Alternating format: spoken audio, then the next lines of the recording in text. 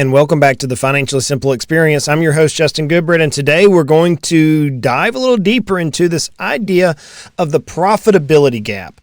That's right. We're going to discover how we can actually start bridging this profitability gap and how you can put more dollars in your pocket.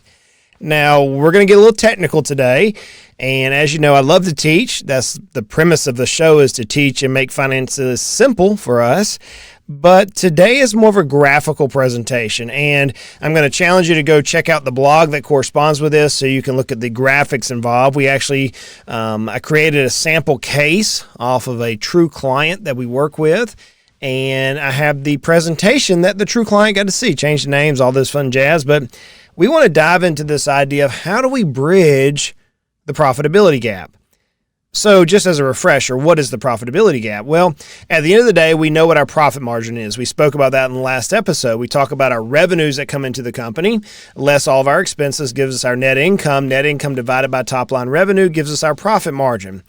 In this particular client's case, the best-in-class businesses generate a profit margin of about 40%.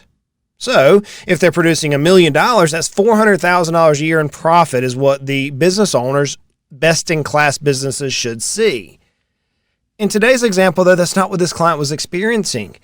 They had gotten tied up in the working in their business, and it wasn't working on their business. So when we're dealing with trying to bridge this profitability gap, when we're trying to move them from what they're currently receiving in profits over to be a best-in-class profitable company, we have a couple of levers that we can adjust. So let me set the stage for you. In this particular company, they were producing about $500,000 in sales. So that's one of the levers that we can use. We can increase our sales. And candidly, that's the one lever that most entrepreneurs want to run out and start handling. We want to go out and try to make more and more sales. And what we end up doing is we force ourselves into a tired vortex. We end up generating more sales because we're not hyper efficient and we're not highly profitable in our business. We're not getting the true results or the what's the word I want to use? The true results or the reward, that's a bit better word, of our extra efforts. And candidly, in this vortex, we get tired. I got to tell you, I talk to a lot of business owners, dozens per week, if not hundreds some weeks. Business owners are tired. 2020 has been an unbelievable year. You know, even the business owners who were forced to close their doors for 4, 5, 6, 7, 8 weeks throughout the year, or maybe more 16 weeks like some of our clients were because of their particular profession, they came back to work and they are exhausted right now because of the back pressure they had through their business. Business owners are tired. And the last thing that I hear when I say business owners that we want to do is to have to go out and exert more energy to try to increase profits. So one of the things that we can do is we can increase our revenues. Now, I've spoken about this ad nauseum as it relates to exit planning. If we do this as it relates to exit planning, you actually end up increasing company-specific risk, which actually many times can have an adverse effect to your company's value when you go to sell the company. But if we're talking about profits, we can see a direct result. We can go out there and pour more energy into trying to create more revenue and thus have a direct result. And that's what many of us do because we like this idea of instant gratification. We realize we need to go produce more money. Therefore, we go bust it out. I mean, we charge hell with a water pistol, as I often say, and we get more money. But oftentimes it's highly inefficient. So sales, we can increase the sales. This particular company is producing about $500,000 in sales. Another thing we can control is COGS, cost of goods. In this particular company, they were spending about $135,000 in cost of goods. We can also affect our marketing expense, how much money we utilize in marketing. We can talk about our wages. You know, wages are often one of the single largest expense in a company. Employee wages are dominate oftentimes the income statement or the profit and loss statement. We can deal with overhead. Those are the expenses that it takes to operate the company. We can increase or decrease those. And depreciation is one that sneaks up on a lot of businesses. So in this particular company, let me kind of give you the breakdown. They were making about $500,000 in sales.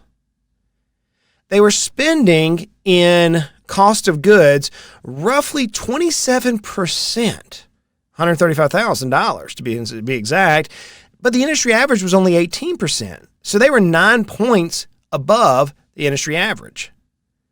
Their wages were $110,000. Now you may say, Justin, that doesn't seem like it's awful high. $500,000 with only $110,000. I mean, that's 22% roughly in wages. Yes, but the industry average is 20%. They were 2 points over in their wages. Their overhead was at 25%, but the industry average is 20%. See, they were spending $125,000 in overhead. And you may say, once again, Justin, that doesn't seem that bad. You're right, it doesn't seem bad, but 5% matters there. And depreciation was ridiculously high for this type of company. They had just gone out and bought some brand spanking new equipment and were depreciating it over a very short time frame on an accelerated depreciation schedule. And at $25,000, it was leaving us with a profit of $100,000. You say, well, Justin, that's not bad at all. They may had $500,000 top line coming in. They were profiting $100,000. That's a 20% profit margin. Man, that's amazing. Yes, but the best in class, the absolute best of the best within this industry, were carrying a 40% profit margin.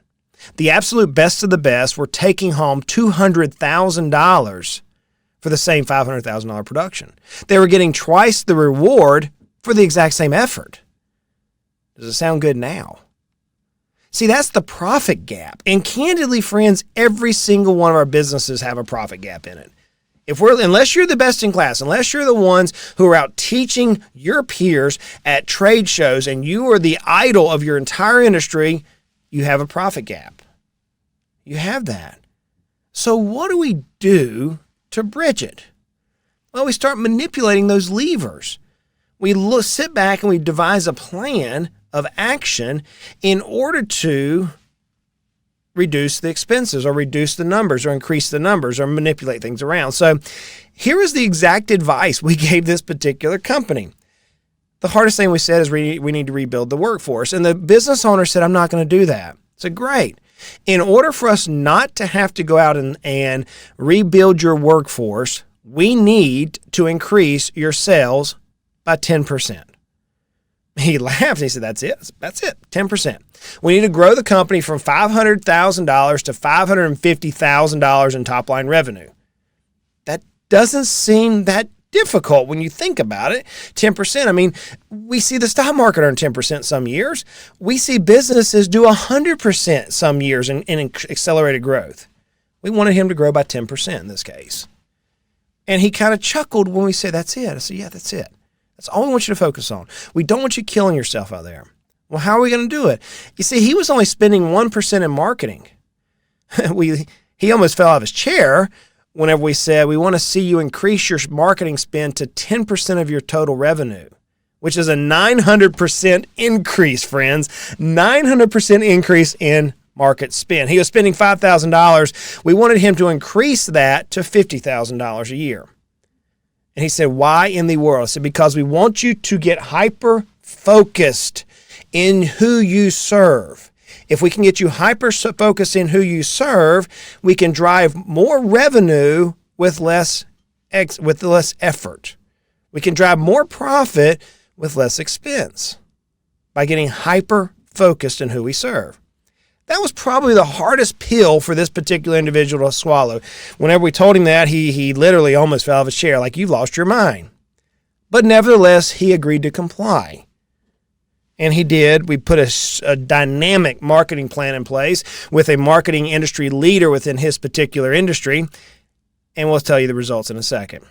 Our current business climate is a hostile one that challenges business owners with new obstacles every day. Whether you need to improve operations, sales processes, or anything in between, Heritage Business Advisors has helped hundreds of business owners just like you create working solutions for the problems that running a business can present. Learn more at heritagebusinessadvisors.com. So we wanted him to increase his sales by roughly $50,000, a 10% increase in sales and revenue. We wanted him to increase his marketing by 900%, moving it from $5,000 a year to $50,000 a year. But we wanted to reduce his cost of goods. Remember, he was 9% heavy on his cost of goods, and we said we need to get you down to the industry average of 18% in COGS in your business. And that means it's going to be a $90,000 reduction in spend. And whenever we told him that, he literally laughed at us like there's no way. But through negotiations and price shoppings and restructuring, we did it. We did it. It took us about 6-8 months to pull it all together, but we reduced his COGS from 27% down to 18%. We did not want to adjust his wages because he was content with his crew.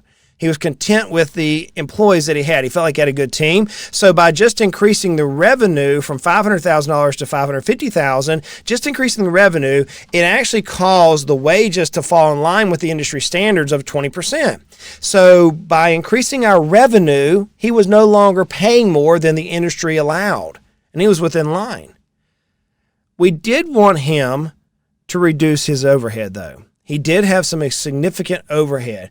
There was a little bit of fluff in there, as many business owners do. We wanted him to reduce his overhead from 25% down to 20%, which was a $110,000 reduction roughly in this particular case. And he did it. We did line by line, renegotiating, restructuring of the expenses. Now, in all cases, can you do that? No. You can't move it by 5% within 1 year or 6 months' time. But in this particular case, because of the maturity of the business and because the business owner had been working in their business so much, some things had just gotten fat. They had gotten fat in the budget. So we were able to restructure. We renegotiated insurances. We renegotiated contracts with credit card companies. We renegotiated expenses on loans. I mean, we restructured, we tore the company apart and put it back together and actually reduced his overhead by a 12% decrease. He did have a problem, though, with his new equipment. And this was the single hardest thing that the owner had to deal with, not from a business operating standpoint, but from a sense of pride. He had just bought a brand spanking new piece of equipment. And we had depreciated over 1 year, and we had him trade that piece of equipment for a 1 year older piece of equipment. Now, Justin, that doesn't make any sense. Well, given the bigger macro of this client, and I can't get into all the details because it gets too detailed and gets too much personal information being shared, but in this particular case, it was a wise move. And by doing that, it dropped the depreciation from $25,000 down to $10,000. What were the results? Okay. He did hit his sales mark, just over $550,000 without a lot of effort. He was able to decrease his COGS. He did increase his marketing, and his marketing, he brought in less clients, but with more profit. So he was working smarter. His wages remained. His crew was happy because they weren't as stressed running around like chasing firefighters. His overhead dropped because of restructuring and renegotiating his entire, just tearing apart his expenses. And we reworked the equipment. And by doing so, whereas before he was making $500,000, taking home roughly $100,000, he made $550,000 in top-line revenue and took home $171,450. That's right. He spent more money on marketing.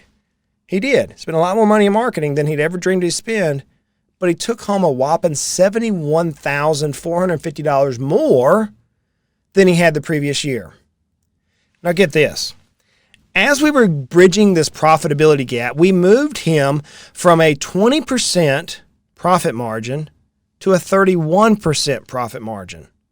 He's still not best in class, but that 11% increase in profit margin resulted in a net $71,000 take-home pay increase. By the way, that was after he paid our fees that he wasn't incurring beforehand. See, profit gap matters. We don't think about this idea that we can design how much revenue we earn from our business. We often don't think about that. We often end up working in our business so much that we forget that at the end of the day, there are companies out there that have built systems and processes and structures to where they are best in class and they are highly profitable. So I implore you, I beg you, time out. Blow the whistle on your this game of business. We're coming up on the holiday season. Thanksgiving, man, I can't wait for my mama's stuffing and a bowl of collard greens. Let me tell you, I'm ready for it. As we go from Thanksgiving into Christmas and New Year's and Hanukkah and all those things that we're going to celebrate as a country through the national holiday system, take a break. Do a little research. What are other companies like yours, the best in class, what are they earning as a profit margin? And then how much are you earning?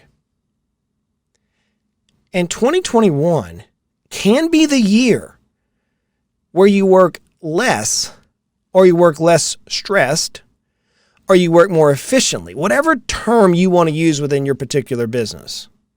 2021 can be the year to which you become highly profitable. Before we go much further, let's hear a little ad from this week's sponsors. Our current business climate is a hostile one that challenges business owners with new obstacles every day. Whether you need to improve operations, sales processes, or anything in between, Heritage Business Advisors has helped hundreds of business owners just like you create working solutions for the problems that running a business can present. Learn more at heritagebusinessadvisors.com. Yeah, that's a little shameless promotion there, but guys, this is what we do every single day. Every single day, we're teaching business owners how to work smarter. Now, here's what's in the future for this particular individual. He's at a 31% profit margin. We are working really hard at knocking on the door of that 40% profit margin. And as we're working there, his sales, which originally were $500,000, are getting really, really, really close to $800,000. $800,000. Remember, 3 years ago, he's pulling home roughly $100,000. Now he's getting close to 40% of profit margin on $800,000. 40 times 800 is $320,000, friends. He's almost tripled his take-home pay after all the fees he pays for consulting. What's holding you back? What's holding you back? It's 2020. It's been the year that just, man, it seemed like everything has happened this year. Everything has happened this year. I was telling somebody yesterday, in spite of all the national media, we actually had an airplane land on the interstate in Knoxville, Tennessee, and we had a tiger loose in Knoxville, Tennessee amidst 2020 COVID. 2020 has been an unbelievable year, but 2021 can be the best year ever. My challenge to you, Mr. Business Owner, Mrs. Business Owner, is what are you going to do to bridge your profit gap? You know what it is. You know how to calculate. We went on that last episode. I just gave you an example of how you bridge it. What are you going to do? Why don't you start out 2021 with hiring somebody who knows how to do this? Why don't you start out with 2021 and taking a course and try and do it yourself, even if? Now's the time. So friends, look, I realize life is hard. I get it. Life is hard.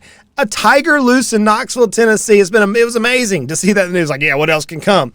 They actually one of my friends took a picture of a tree that had like 15 black bears in one tree. It's like, really? I mean, just craziness this year. Life is hard. And life is frustrating, but it doesn't have to be. Money doesn't have to be. Business doesn't have to be.